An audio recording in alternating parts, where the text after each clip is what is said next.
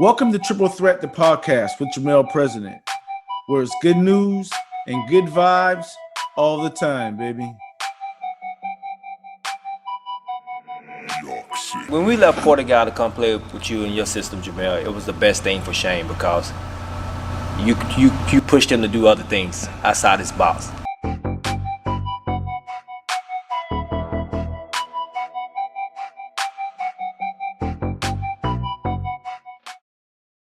You can follow us on Facebook and Instagram at Jermel President and on Twitter at President Jermel. Make sure to subscribe to this podcast as I'll be bringing you a new interview every month.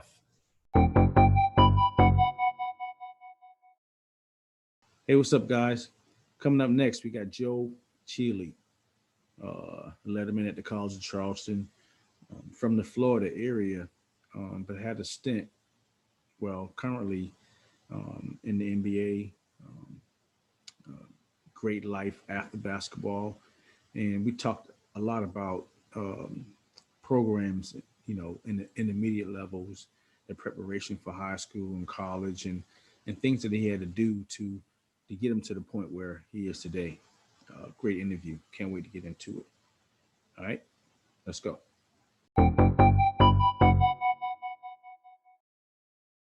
I'm good, man. I'm good. Appreciate you.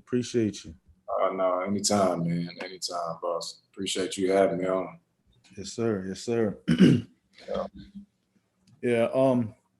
Like I said, man, I know everybody's busy, so I appreciate your time coming on. So, I'll get right into it. Sure. About what we do. Like our main thing is just to, as I said before, to bring the wealth of knowledge to the current, student athletes, families that trying to do this thing that we did, trying to give them a blueprint of how it's done. No doubt. So, starting off, man, take us back into, the middle school years. I saw a little video in your story to tell where, you shoot that thing deep. So were there rec departments? Give me that. Yeah. What's like, what happened in your intermediate years? How did you get going? So, yeah, man, I started playing at a pretty young age, man. I started playing ball when I was maybe 5-6 years old. And at that point, it was just like, at the rec or like little somewhat organized leagues. You know what I'm saying? My dad put me in stuff. He coached me one year, man. It was fun. Like, it was just to do something. I really enjoyed playing the game. And I got to about 8 or 9 years old, man. And I had a chance to play with a little local travel team, you know what I'm saying? And started playing in local tournaments, and that kind of introduced me to that AAU scene back then. And so I kind of got on the circuit pretty early. Back then, AAU was different then. For sure. What I'm saying? It was more about, like, you just wanted to go travel and try to win as many tournaments as you could. And so I was doing that all the way up until I was playing AAU for forever, but transitioning into middle school, you could start playing for your school and stuff. So I played on the 6th grade team. When at middle school I went to, we had the 6th grade team, and you could play on the varsity team. And at the time, my varsity team was pretty stacked with some talent. So I was playing on the 6th grade team. The crazy thing about it, a lot of people don't know this, man. I played my 6th grade year. I came back my 7th grade year, and I got cut from the team. I got cut from tryouts. Yeah, so it was it was a big moment for me, man. It's like tryouts were early in the morning, and they had like the names up on the board, or they call it names out, and my name didn't get called, so I got cut, and it broke me, man. I was 12, 13 years old, or however old I was, and I cried my eyes out, and I remember my dad, like, I talked to him later that day. And he was just like, yeah, he basically said, like, what you gonna do? You know what I'm saying? Like, at that point, I hadn't been cut. I had been playing AAU ball all the way up until that point, so I wasn't used to it. And I would say probably for me in my journey, that was the point, man, where I really, like, decided, like, you know what? Like, I'm gonna work as hard as I possibly can. At my 7th grade year, I decided, like, all right, I'm gonna get up early before school. Like, luckily my dad was we could go to the little outdoor court or to the YMCA, little local rec, and we would train in the mornings before school, just get some shots up, work on defense and stuff like that. And that's kind of been my routine. And kind of that's things like that is what makes people, you know what I mean? Like, because, and that's why I tell kids all the time, yeah, you were really good in 6th, 7th, 8th grade, but kids got stronger, kids got faster, some kids were working, and now their strength and their mature have caught up with your ability because you didn't work. Mm-hmm. So those things always happen. So, take us back to high school. Obviously you jump back on the scene and you get on the high school tip. Did you play all 4 years in high school? And who were some of your rivalries? Who was someone that you looked up to that made you couldn't sleep at night? Yeah, so high school, I played all 4. I played JV my 9th grade year. I was able to play varsity start 10th grade, and then my final 2 years, 11th and 12th grade. And as far as rivals, man, in the city, the thing about Orlando, it was so much talent, like around the city. It seemed like every high school we played against, or that was in the city, they had at least one guard that was like getting recruited by colleges. You know what I'm saying? Whether it be there was a Joel Berry, who was right there. There was a Pookie Powell who went to Memphis. There was Josh Fillmore at Wekiva. There was a lot of dudes, man, that played college ball. So it seemed like every night Grant Riller was a young dude. He was 2 years under me, right down the street at Ocoee, right? So we played against him a good bit. And so there was a bunch of different guys that I liked competing against. In terms of dudes that I looked up to in Orlando, man, I mean, shoot, at the time that was Austin Rivers and Shane Larkin City. You know what I'm saying? They had it on lock. Obviously, Austin went to Duke and Shane went to Miami. Right. And so I had a chance to play against them once. But, I kind of looked up to those dudes. And then, like I said, every school, man, it seemed like they had a guard that you had to bring your A game against every night. So when did it click? In high school, you obviously having those pioneers that you watch come up through the ranks. You was waiting on your time to get it going. So when did it click that, you know what, I'm gonna get a scholarship. I'm gonna do this thing full time. Was it your junior year, senior year, and what was your averages at that time? Yeah, so now for me, I think it was, I had the goal, like I knew I wanted to play in college, like I knew I had a chance, I knew I had to work, but for me, it kind of clicked sophomore year, and it wasn't like I had did anything to that point that warranted getting into college and stuff. Like I was still super young, man. I think my sophomore year, I wasn't even really averaging double digits or anything like that. But I think that's really when the work started to pick up. Like I was still in that routine of working every morning. And I kind of grew into my frame a little bit. Like I put it on a little more size. And then coming into my junior year, I was averaging a little bit more, man. I think, maybe 16, 17 points, you know what I'm saying? Right around there, I was playing points, so I had to set guys up. And then going into senior year, I was right around that 20-point mark, averaging and stuff. And by that point, man, I knew, especially going into my junior year, I was just like, no, I was dead set on, I'm going to get a scholarship playing ball, and then I was going to do it. But what was that point, though? What made you go from not double digits to double digits in in course of a year? It was the work. It was the work. I think the training and putting the time in, it does two things.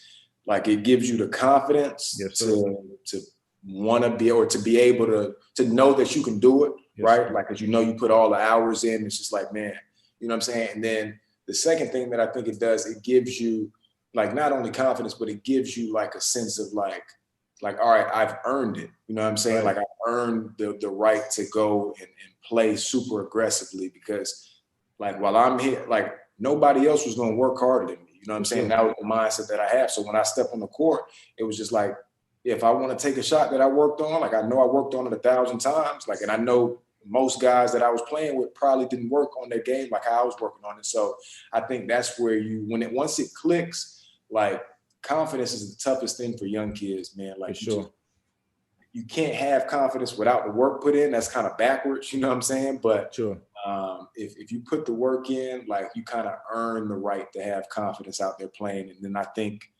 if you work, like your game will show that. And so right around my junior year, like when I really, really started working, you saw that jump. And I just think it was from the confidence that the workouts and then the work. Yeah. And the results, equates to confidence. You know what I mean? If you're taking a tough shot and you're making your shots, then the confidence is being built. Your teammates starting to build confidence in you, your coaches, and then that leads on to yourself. So you get more confident with your work ethic. So your senior year, you're averaging 20 something. And, one of my biggest things that I ask my guests all the time is that in their recruiting wars, why did they pick a particular school? And most of the time it's all of comfortability, right? Well, I knew this coach or I knew this player that went there. But, 2 times out of 10, 7 times out of 10 is always, it's never a situation where, this coach run this certain style of play that fits my style of play. Or this point guard, he's being heavily recruited by the league. This is senior year, he's leaving. So I get there, I got the whole show to myself. I think as players, we don't get that type of support when we're making decisions. I didn't, and most of the people I talked to didn't. Who were recruiting you, and how did you end up at College of Charleston? Yeah, so my recruitment, man, it picked up like going into my senior year, and I talked to a lot of schools, man, a lot of mainly mid-major schools, like all over the country, a couple of high majors, but I narrowed it down. I think there was UCF was recruiting me pretty hard in Central Florida, right there in Orlando. Obviously Charleston. I think I narrowed it down to I was talking to East Carolina, I was talking to Georgia Southern, and maybe one other school that I can't remember. But for me, man, like I didn't really fall too much into the hype of wanting to go to the biggest name school, because like you said, it was more about fit for me, like an opportunity. And so I took my visit to Charleston. I was doing my research because at this point, my senior year in high school, like I knew I was going to play in college. So now I'm trying to set myself up to be in the best situation to play professionally. Like I'm thinking about that, you know what I'm saying? And so at Charleston, I took my visit and I saw at the time Andrew Lawrence was a senior. Right. And I saw like the kind of the structure of the team, and I took my visit and I played, and something stuck out, man. I just felt like, man, I really had an opportunity to play pretty early on. You know what I'm saying? And I knew if I worked, in terms of playing the long game, I knew things could work out if things went the way I wanted them to. So to answer your question, the reason I chose Charleston, man, was fit, like in terms of my role. Like they would kind of put the ball in my hands. Like I would have to work and earn it, obviously. But like you said, there was a senior point guard there that was leaving, and I saw an opportunity, man. And I knew if I worked, man, that would be a pretty good situation, more so than the other spots. You know what I'm saying? Sure. So I think that's why I chose Charleston, just from a basketball standpoint.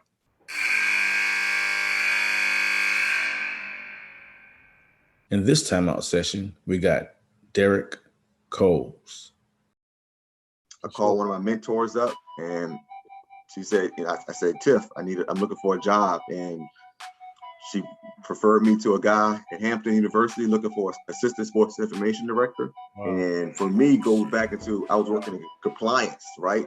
But I was also doing student sports information undergrad. And so once again, just trying to make sure my resume, even as a grad student, was appealing and marketable to work in either or. And so I had that opportunity, I had that experience. And so I did 7 months at Hampton University, working with women's basketball and other women's sports.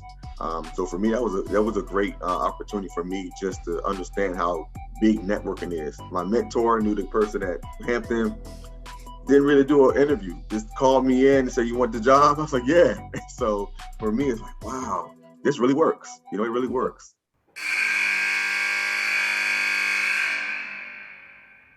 Now let's get back to the interview.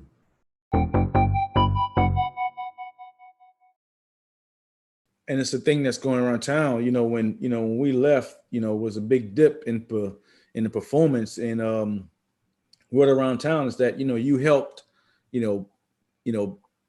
build that competitive nature and a lot of great winnings back to this area, and we appreciate that.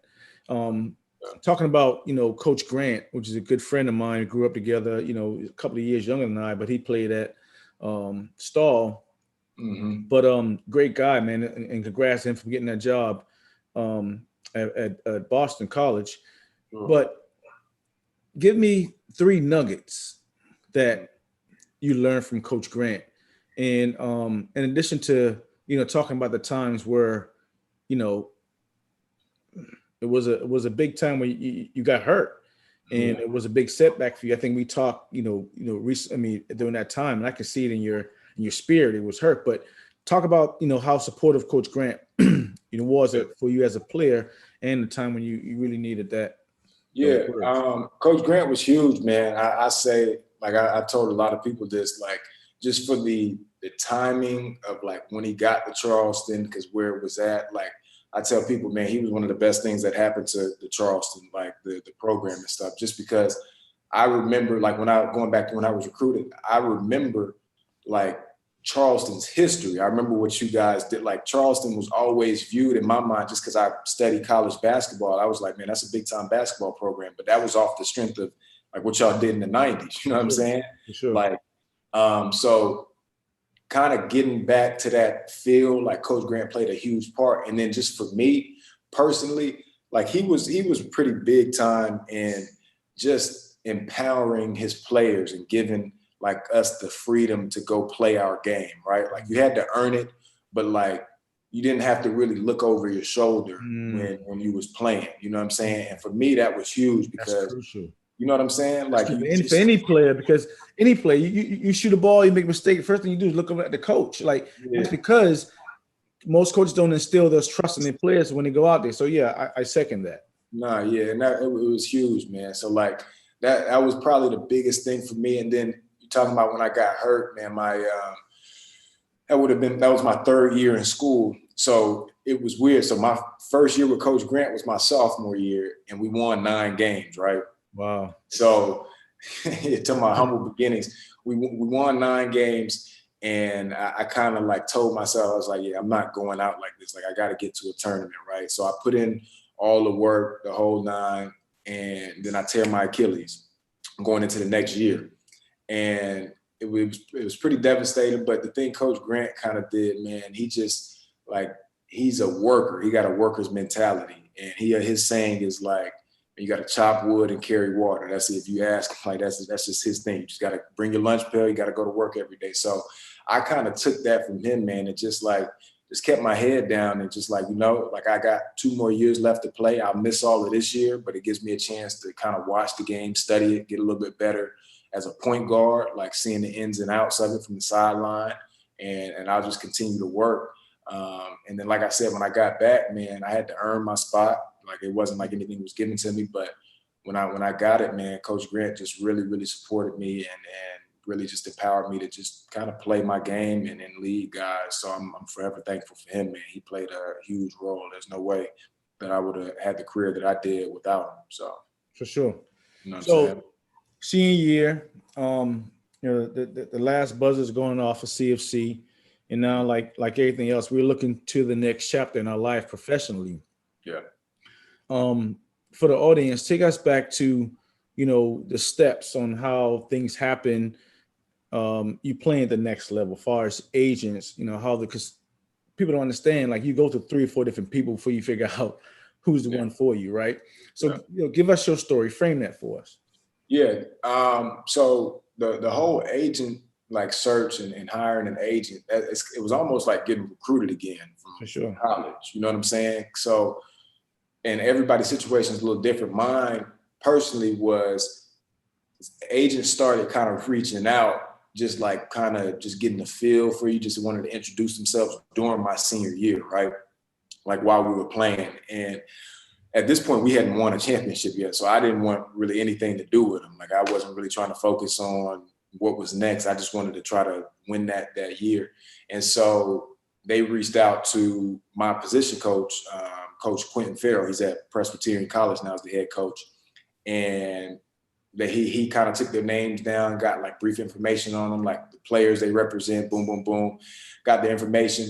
After we finished the season, and we started like this whole search for hiring an agent, we kind of narrowed it down in terms of like the 5 best choices.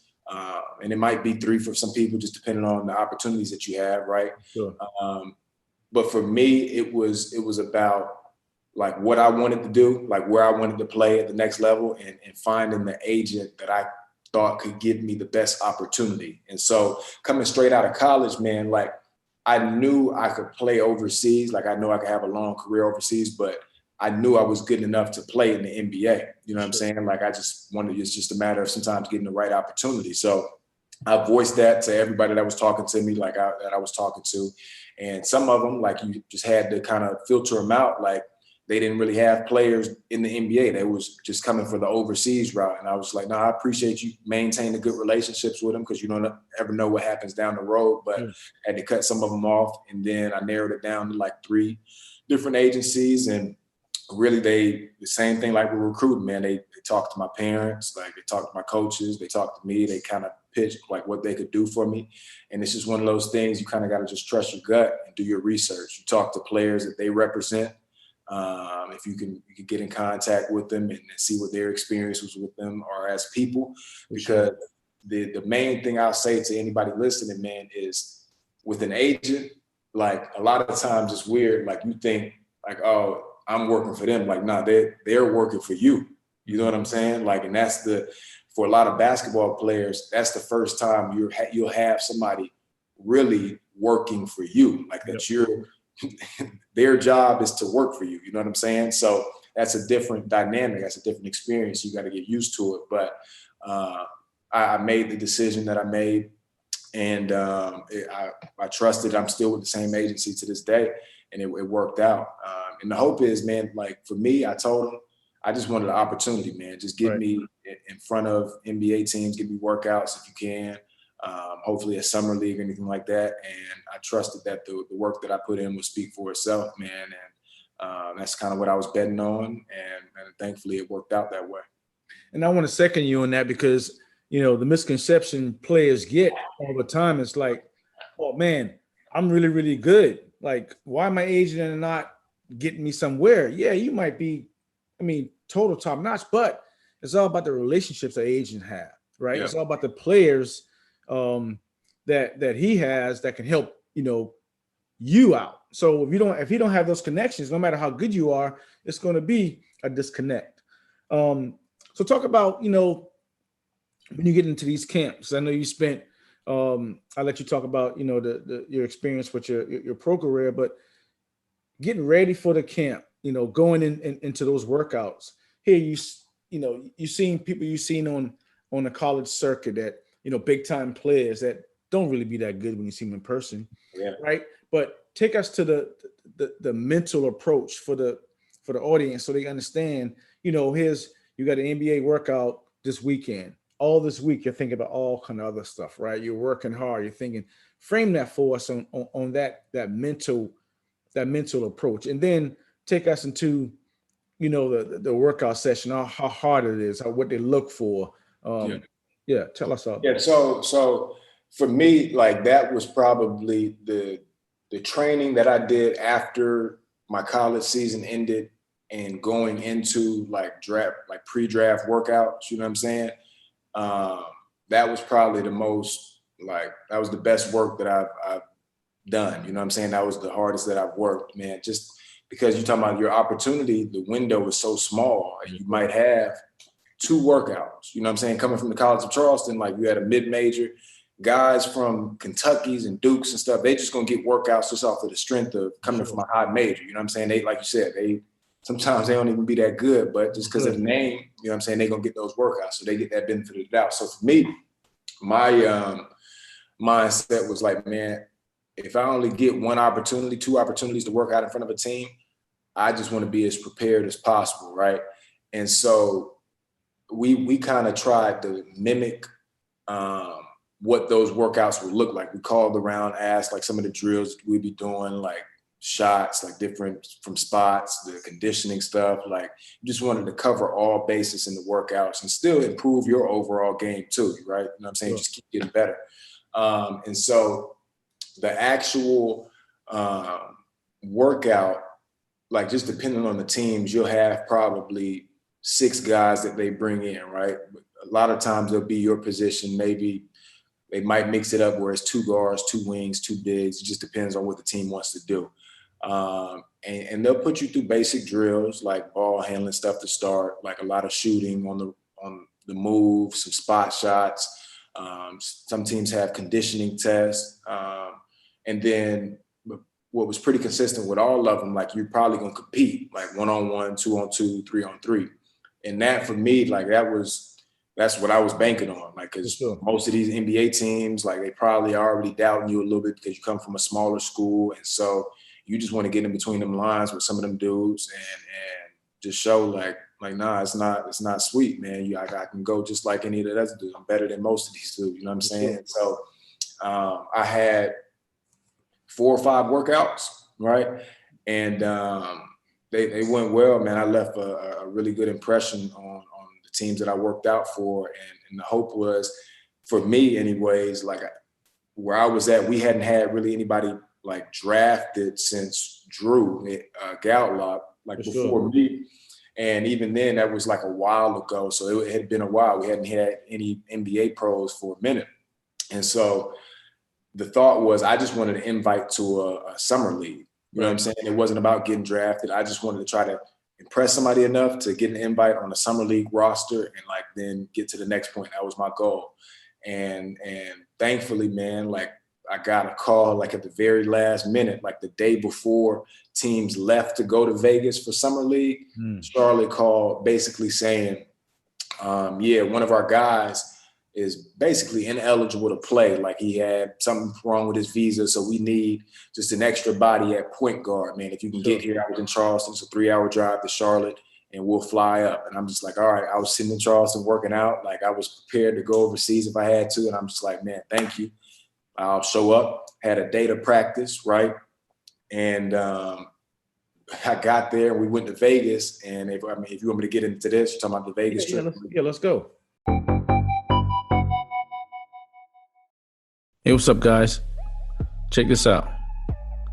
If you're coming into the Charleston area, or maybe leaving out the Charleston area, and you want to avoid long lines and be greeted by friendly, sweet people, go check out Mark over at Avis and Budget Car Rental at 7685 Northwoods Boulevard. When you go see Mark and you mention Triple Threat Podcast, you receive 30% discount on your rental. They also offer compact to large SUVs and vans to rent with quick, easy transaction. And check this out, and limited mileage on most rentals. So give Mark a call at 843-572-3190. Don't forget to mention Triple Threat Podcast.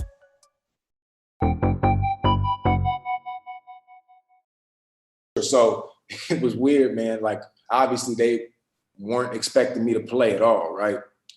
I was like the third point guard in rotation. They had just drafted Devontae Graham. They had somebody else backing them up. And I was just there in case of emergency. Well, Devontae ended up getting hurt out at Summer League, something wrong with his knee. So that was his draft pick. Like they had a lot invested in him. So they sent him home back to Charlotte.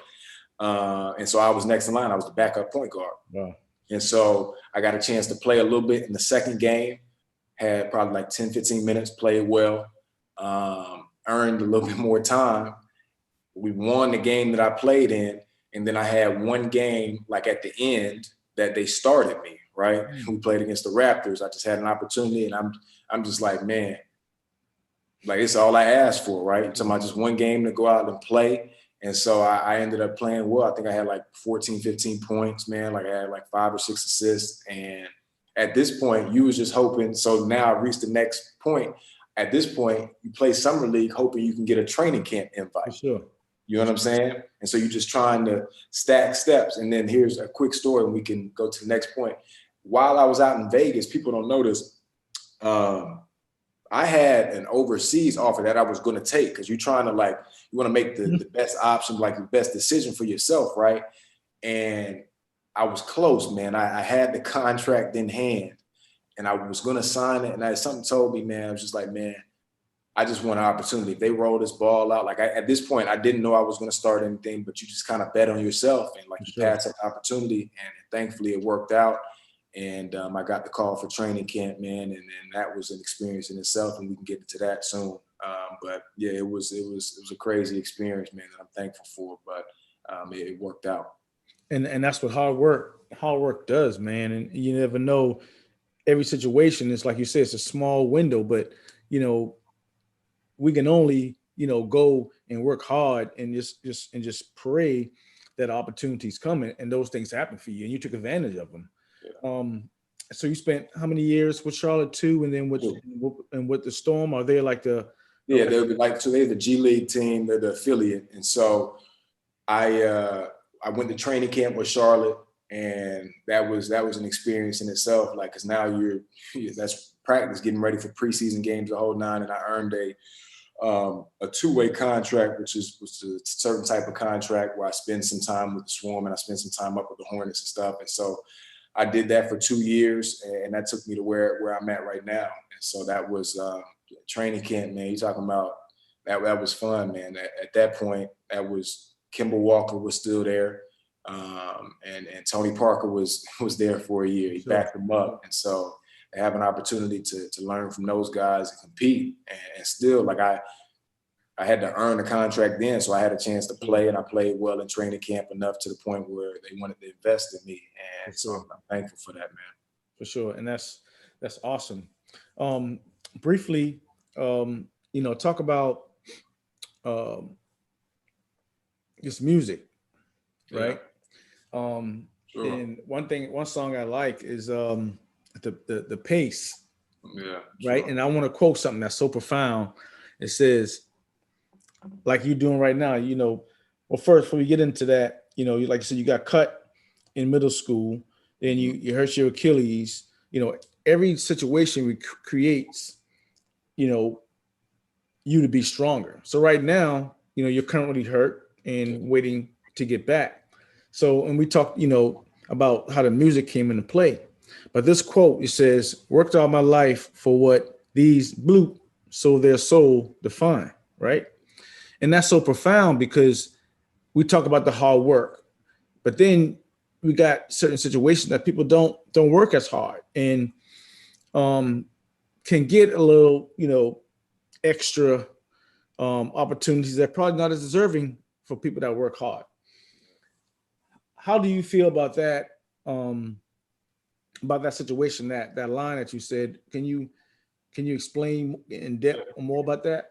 Sure. Yeah. No, that was just me being honest, man. Like you're talking about, we just kind of had this conversation about where it started back in middle school, getting cut and stuff. And in 7th grade is when I kind of decided, I wanted to play professionally, right? And so I felt that, man, I really worked my whole life for this opportunity. And you get to the point, like I get to the NBA, right? And you kind of see like how it works, like the politics that are involved, Like you see some people that might not necessarily be as devoted to basketball, like, and put the amount of time in that you did. And that's a weird dynamic to be in, because like I said in the lyric, man, like I worked my whole life for it. Right. And so just navigating that, man, it was, I'm still navigating it to this day, right? Like I'm praying for another opportunity, and I'm working as hard as I can. And it's not really about like getting the opportunity. It's about how you approach getting the opportunity. You know what I'm saying? It's about like the work you put in. It's not the destination. It's like the journey, the in between. And so that's really what the pace is about and what that lyric specifically is about, you know? But yeah, but like I listened to it, and I can't say I don't really listen to Nip that much, but it's like a little Nip flow in there. It's like a little, it's very calm and relaxed, and but is this something that been sitting on the shelf for a minute and you just like, so I mean, how, because I never, I didn't know that you had that in you, but it's natural. So and me, I interview a musician on Charlton. I think we listen to music before we play to get us hyped up, right? So I find it, very gifted that, you know what I'm saying, you can cross over like that, because we can recite people, but I can't come up with that stuff. And I, I'm a fan already, and I wanted to know, how'd you get into it? What's your plans for it? And then, how can people, more get involved and support that? Yeah, so it happened, man. Like you said, I'm currently rehabbing right now, and I had a lot of time on my hands, right? And music has always been a part of me. I played the drums for as long as I've been playing basketball, and so I kind of always been around music, and like it kind of went back to like just having fun with my friends growing up. Sometimes you would freestyle at lunch. You knew it was kind of there, but this was my first time actually really tapping into it, and really for me, it was kind of a healthy way to cope with my rehab and stuff. It just gave me a chance to express myself, and so with that song and with a lot of the songs that I'm working on now, it's really just me venting. You know what I'm saying? And that's all the music has been for me, man. And it's weird, man. I appreciate you saying it comes natural, man. I don't really think too much about it. I just, like, if I hear something that I like, I sit with my thoughts for a while, and it just kind of naturally comes out as I write it down. And I found that I have a passion for it as well. So just speaking to that, like talking about venting, I actually am working on a project, man, that should come out probably next month, middle of next month, hopefully, man. Cool. It's a project, probably maybe 8 songs or so.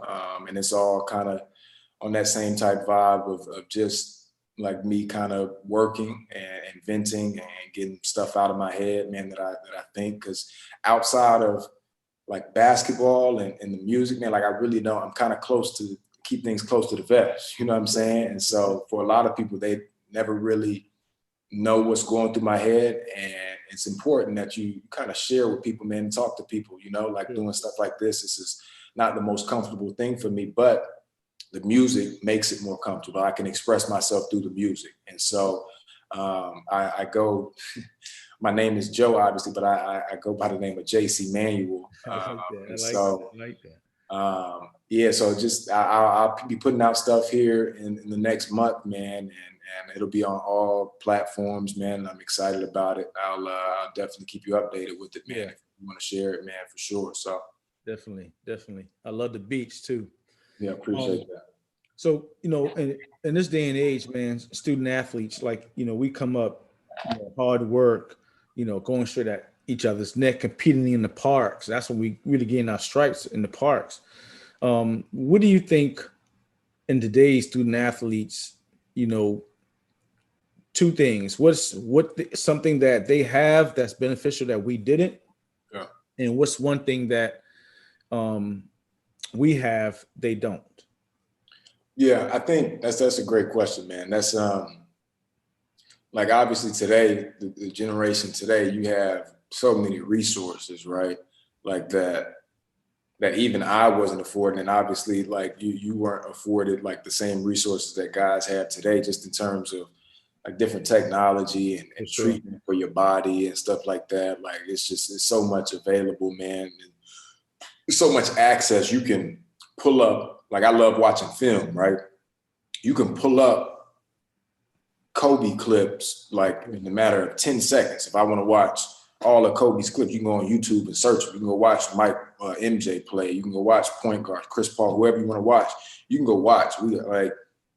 I'm pretty sure like you couldn't do that at your time, just anytime you wanted to. You know what I'm saying? Because it's even me now compared to 6, 7 years ago, like just how easy it is to do it. I think that's one thing that they have as a resource, man. You can really watch and learn from a lot of different places.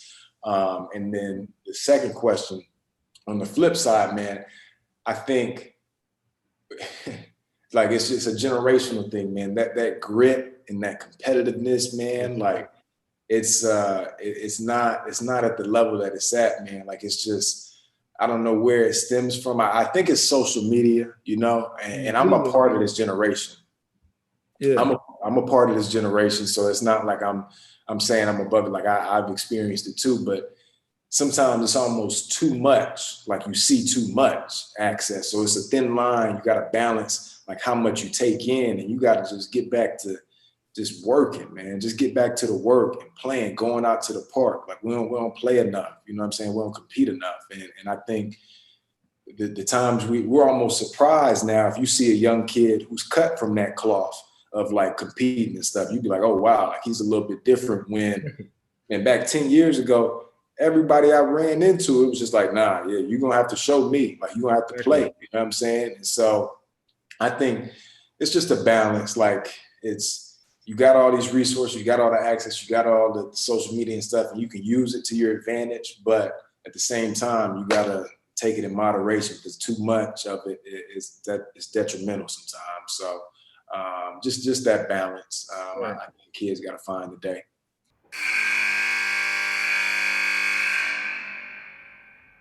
In this timeout session, we got Bernard Jackson.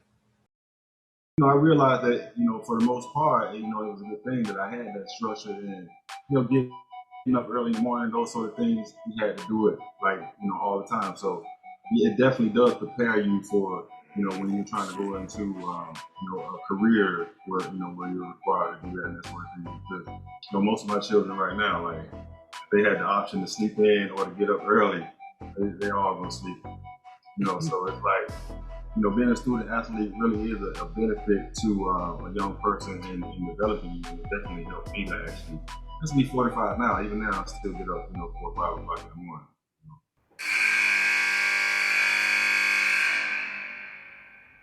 Now let's get back to the interview.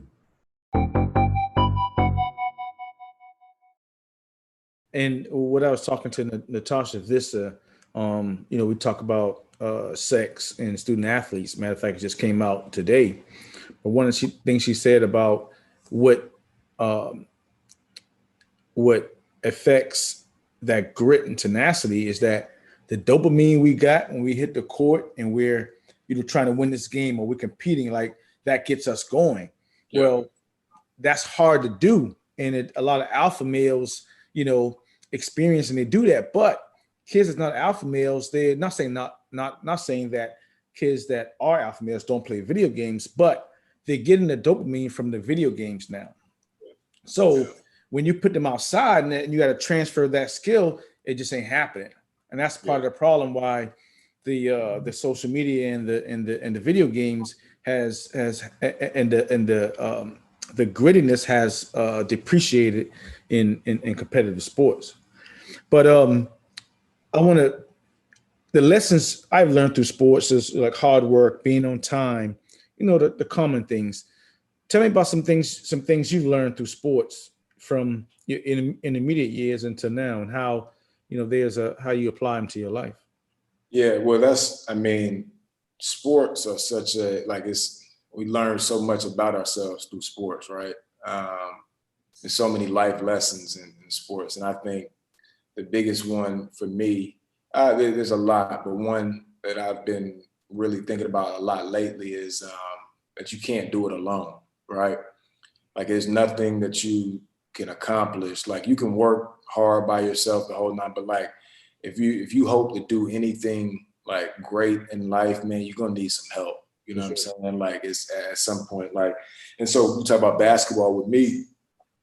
Like, yeah, I worked, but it had to be somebody in the gym with me sometimes, you know what I'm saying? Like helping me or instructing me, like, cause I didn't know what I know now. Like back then somebody had to put me on game, you know what I'm saying? Like whether it be in high school, like training with somebody, or college with my coach or something like that. Like even you talk about with the agents, like the relationships, like you can't talk to the teams by yourself. Like you need somebody to sure. kind of bridge that gap for you. And so you can't do things alone, man. And a lot of times, like my biggest issue is like I try to take on a lot, like by myself, you know what I'm saying? Just because it's like I like working. I like working with my two hands, you know what I'm saying? I want to do it by myself sometimes because I think that's good. Like people need to, you don't want to enable somebody and have things done for you all the time, but it's a thin line that you got to kind of teeter. Like for me, I got to find the balance between like, all right, yeah, I know I'm gonna put my work in,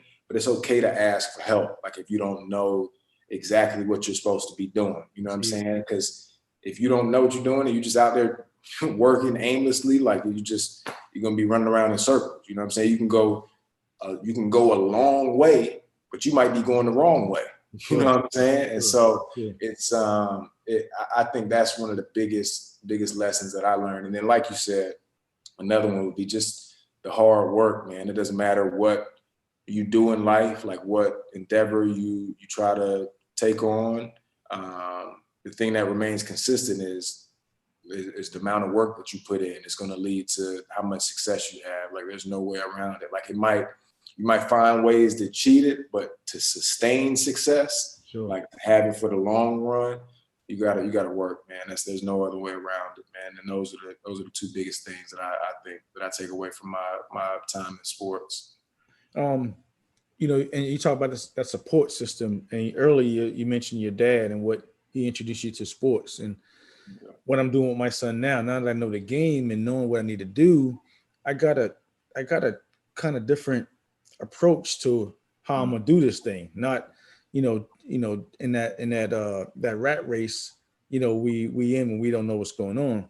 So I want to know, I don't know if you got any kids yet, but when you do, and if they're in sports, like what would be your approach, as far as, rec ball training, all that stuff. Like how would you put that together for them? Yeah, I don't have any kids yet, but one day, man, Lord's willing, when I do, man, I think it's a generational thing. Like we're afforded so many resources and stuff, and we try to start kids like at a young age, right? Like we're gonna train them, like we're gonna give them everything at a young age. That way, they'll be ahead of the curve, and that's good to an extent. But I think, man, like you got to still let kids be kids, right?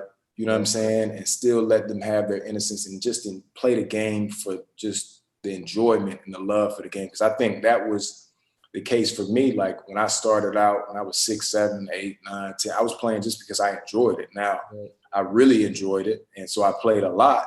But that might not be the case for a lot of kids, because I think if you do too much and you push them too much, like then that might turn away from it a little bit because it becomes too much. Like you're not supposed to work the same way you work when you're 20 years old. You know what I'm saying? When you're 25 years old, you shouldn't be working like that when you're 9, 10 years old, man. You got other things. You still don't even know what you want to do yet. You know what I'm saying? Like if you like basketball at that point or whatever it is, then cool, do it. But I think my approach, man, kind of try to get a feel for what they like, introduce them to different things, like different sports, different activities, and see what sticks and stuff. And if you find that they really enjoy something or they might have a passion for something, you give them more opportunities in that to see if they want to develop. And then I don't know what the age would be, but once they start forming that, like they see like, all right, I can do something with this. And then you let them know like, all right, well, it's cool that you want to do something, but if you want to do it, this is what it takes. Like you got to work, you know what I'm saying? And so you can't have it both ways. It's not just all fun and games. Like you got to work on your craft and stuff like that. And just slowly introducing them to that. And then the advantage that we have as basketball players and basketball backgrounds is that we know what it looks like. Exactly. We can give them the drills and we know what's important for the game because we know the game and stuff like that. And so that's where like I'm looking forward to just passing that on. It doesn't even have to be with my own kids, like it will be, but with anybody, any young kid, man, that wants to play, man. Like if I see, I'm training a couple of kids now here in Charleston while I'm in town, and it's been fun, man, because like I can remember myself at 9, 10 years old, or 13 or 14 years old, just being curious and just wanting to learn. And so just passing that knowledge on to the younger generation, man, just trying to get some of that grit back, man. Just trying to get some of that love for the game back, man. And For sure. I think that's important. So. And that's going to be my other question before we get into the oatmeal recipe was, what do you tell the young athletes coming up today? Because, they just want to just, shoot the ball or, not worry about defense, not worry about assists, not cheer their teammates on. There's a bunch of things that you can do in order to have a presence on the court by not just putting the ball in the hole. Yeah. And I think we don't study the game enough. When a coach or someone talk to you, and I ask a player, well, how many points did you average a game? I don't know. Well, how could you not know that? Every game you got to be leading to the next game and bettering your performance. So I think a lot of things are just not in their place to tell them about. So like you said before, us having that basketball background give us opportunity, give us a little bit more knowledge on how to approach, our kids and the kids that we work with. I want to ask you a question about AAU, the AAU scene per se, because I forgot to ask you about that earlier. Sure. And my question is, and I asked that question because when I asked you, what would you do with your kid? I was leading up to this question is that most parents, most kids, they throw this word out, AAU, right? And I got this example where I talk about Target, Walmart, and Kmart, right? Target probably the best out those three. Then you got Walmart and you got Kmart. I don't know if you guys got a Kmart, but anyway, you got AAU, USBA, and YBOA, right? Those three different levels. Sure. So when you're talking to a family and they're like, oh yeah, Jermel, man, my son play AAU. I said, okay, well, send me a schedule. Send me the schedule, and the schedule say USBA. Yeah. You know what I mean? Sure. You're not playing on that. You're not playing on that level. How do we? And I've been trying for a long time to let parents know the questions you need to ask, because when you're playing on these travel teams, not only that, if you're playing on a travel team, you should have your scores, right? You should be playing in these sanctioned tournaments. I just think that families and kids are being just taken the wrong way when it comes to what they do in AAU and what they expect out of it. Because you can't be traveling to Florida and you had 2 points in the whole tournament. It doesn't work that way. What's your take on that? Yeah, it's a lot, man. Like it's a lot going. There's circuits now. You know what I'm saying? As you get older, there's like different showcases now. They're not even tournaments anymore. It's showcases. You know what I'm saying? Guys not worried about winning. So it's a weird time, man, and it's a tough job for parents, man, to try to sift through it, especially if they don't have a basketball background. You know what I'm saying? Like if they've never played basketball at that level and now their kid wants to, and they're trying to put them in the best opportunity, and you have whoever that comes along and says like, oh yeah, do this, and they don't know. It's tough, man. I feel for parents. And so you just gotta do your due diligence, man. You gotta try to ask around and try to really sift through a lot of the things a lot of the nonsense, you know, Joe, a lot of stuff. I see a brochure, and the brochure got all these. I mean, shit, it make me want to get back in. Right. You know what I'm saying? I'm like, man, they do all this. 30 coaches going to be in the stands, and it ain't even sanctioned. Yeah. When you try to, educate and tell parents, they really want to hear it because it's easier to just pay the money and have your kids involved. Yeah, it's tough, man. It's tough. I think the number one thing, I think, like obviously you ask around as much as you can. The more the more, not opinions, but the more perspectives that you can get, like the better decision that you can make, because you can kind of really make the best educated decision based on what everybody is saying. But I think the most important thing, especially young, like when you're 8, 9, 10, 11, 12, is more about like playing, right? Like it's important for the kids to play, because we get so caught up now, man. I seen the other day, they got rankings for like 12-year-olds, 13-year-olds. You know what I'm saying? It's just like, it's just the craziest thing, man. Just for parents out there, man, just worry about like making sure your kid is playing as much as possible. Like you shouldn't have to break the bank, like to send your kid, you know what I'm saying, to play somewhere. Like if they're playing and getting better, like if they're good enough, the opportunity will be there. You know what I'm saying? Like somebody will see them, you know what I'm saying? And I think that's the thing. Like if you focus on them getting better and they get to a level where they're good enough, well, somebody is going to see them. The same way in college, you know what I'm saying? Like if you're playing, you're hoping to play professionally, well, yeah, you can worry about going to this school, going to that school, trying to get in front, talking this. Well, if you play enough, they'll find you. You know what I'm saying? They're going to find you. And that's the thing you have to just worry about, man. It's just a lot going on, but just got to focus on the basketball, man. Just forget everything else. Just focus on the basketball and getting better. For sure. He made a name for himself as a star for the College of Charleston basketball teams in the mid to late 90s. And now Jermel president is doing what he can to make sure that the Charleston area kids have a chance to succeed on the court and in life. So I want to, give some of that back to the community as well. After college and after playing professionally, I started the Day Foundation just to be that wealth of knowledge to the kids in the community and parents as well. College of Charleston Hall of Famer Jermel president said he saw a need for this while he was in school. So he founded the nonprofit Day Foundation. And its philosophy for success is based on what he calls his oatmeal recipe. Let's go and finish together. Basically teaches the game of basketball, focusing on skills, development, nutrition, and education. Not only SAT, ACT type stuff, but education for parents in how to navigate through the different levels of athletics. And in closing, man, we got something I created called the oatmeal recipe, which is skill development, education, and nutrition. And those three ingredients can go, corporate America, for athletics, what have you. So I want to break those three ingredients down and get your input on them. Sure. Let's start off with skill development.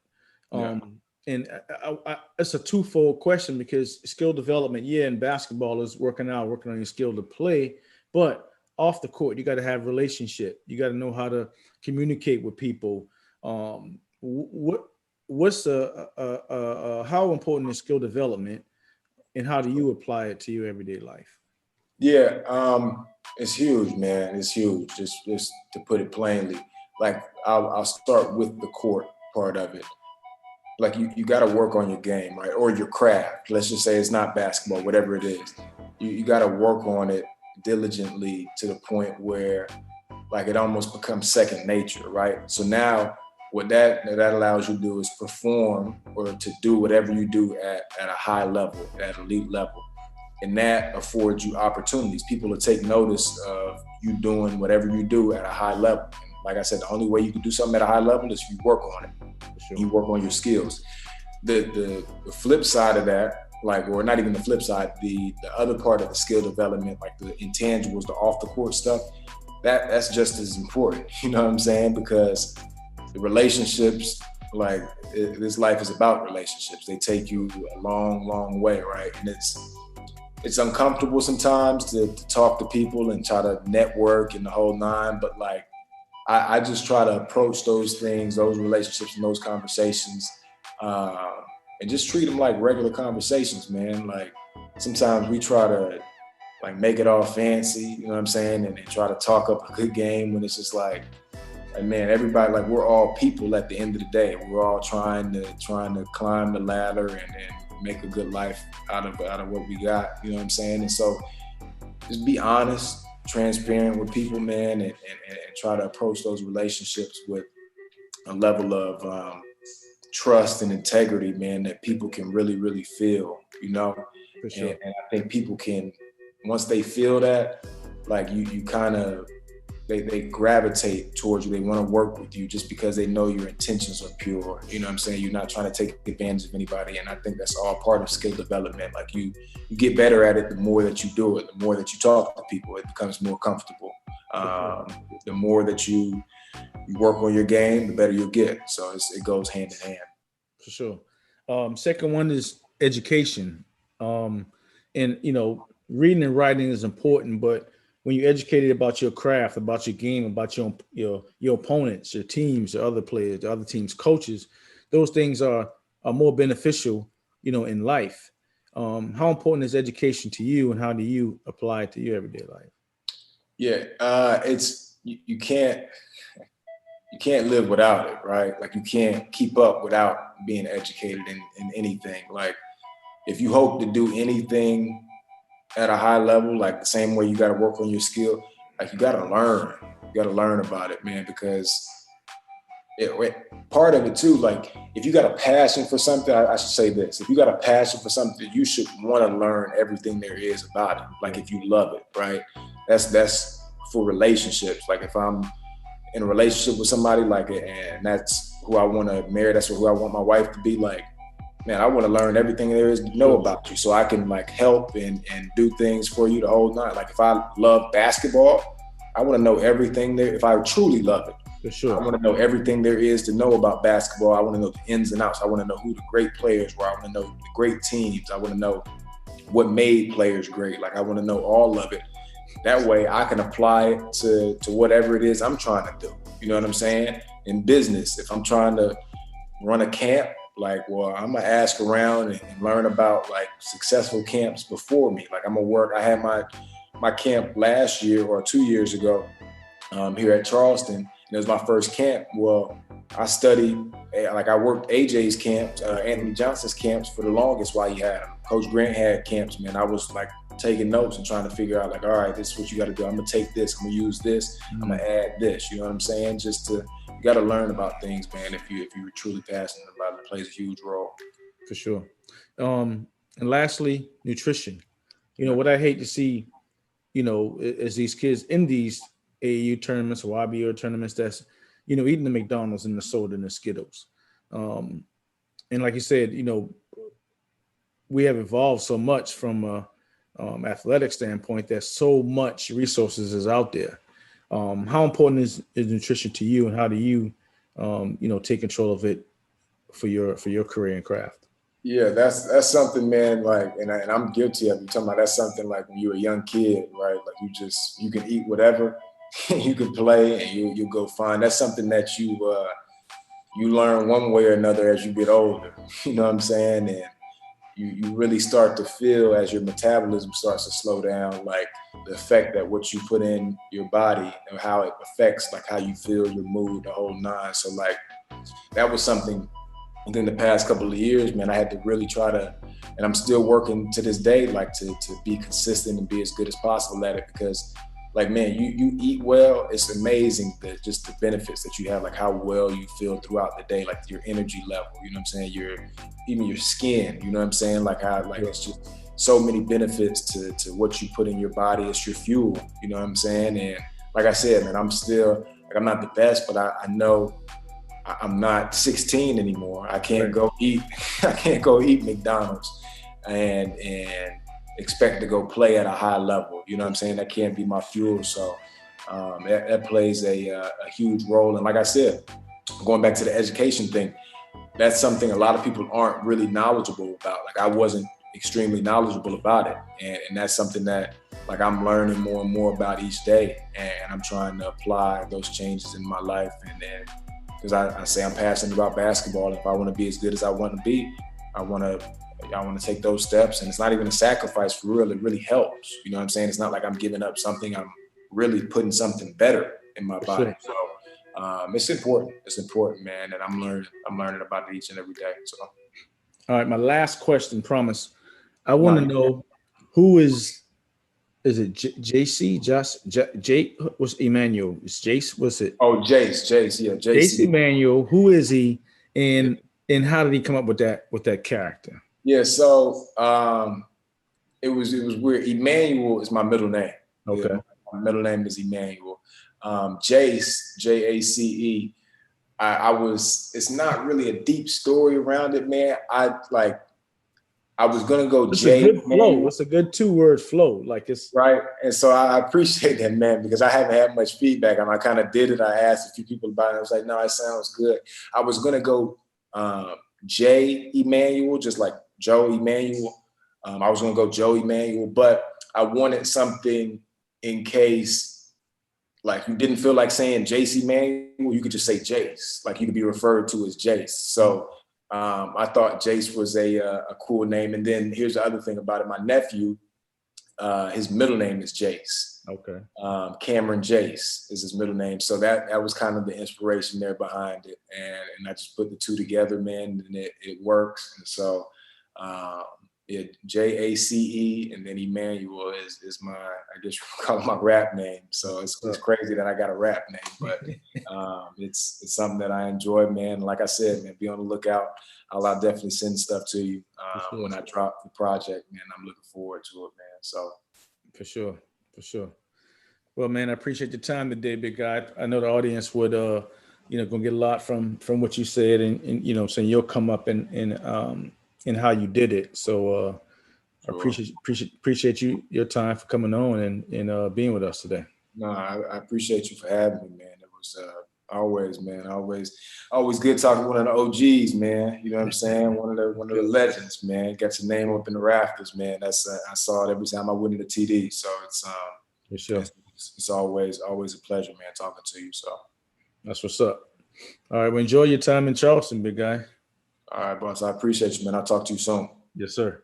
All right, take it easy. Peace. So there it goes, guys. Another one in the books. We thank Joe Chealey coming out and giving us the wealth of knowledge that he's obtained over the years, being a collegiate student athlete, now professional basketball player. Coming up next, we got Derek Coles, who's an agent with the NCAA, affiliated with a lot of all professional sports, contracts, recruiting, the whole nine. So he gives us a good inside look on what coaches look for, agents look for, what players need to do. Very, very interesting interview. All right, we'll be right back.